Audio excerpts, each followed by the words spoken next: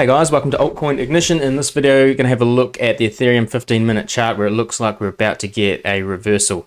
So if you like the sound of that, stick around. But first, all I ask in exchange for the content is that you like the video and maybe subscribe to the channel.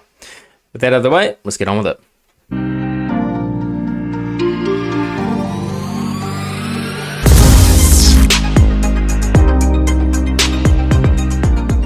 Okay, so we're here on the Ethereum 15-minute chart. You can see that we've had a pretty clear 1, 2, 3, 4. Okay, 4 typically triangle, like I always say, and then 5.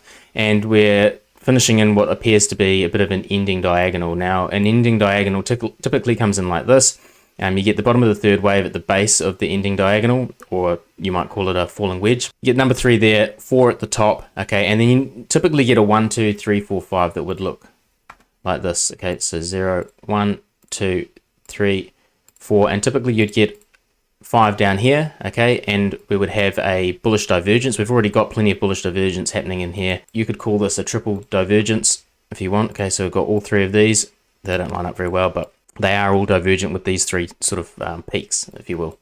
Okay, now I'm not what you would call a perfectionist when it comes to Elliott wave theory. For me, it's more of a guide than a set of very, very strict rules that have to be adhered to. If you start drilling down through the timeframes and nitpicking all the rules and stuff, you can pretty much invalidate any count you like. So for me, it's just a set of guidelines. So we've got this 1, 2, 3, 4, 5. If it breaks earlier than that, I'm not going to disregard this entire count, okay, if we don't get a 5th wave down here.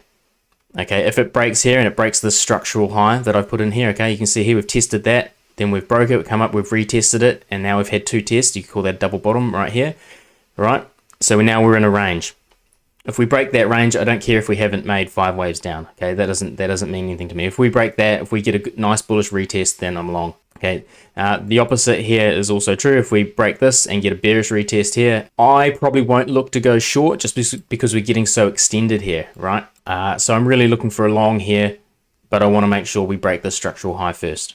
Now, if we do that, what are the targets? Well, if we take the fib tool and we start from wave 1, way up here, all the way down to wherever this terminates, okay? So if we finish here, then it'll be there, okay? Then we're going to target the 382, the 0.5, and the 618, right? We can take profit before each of these.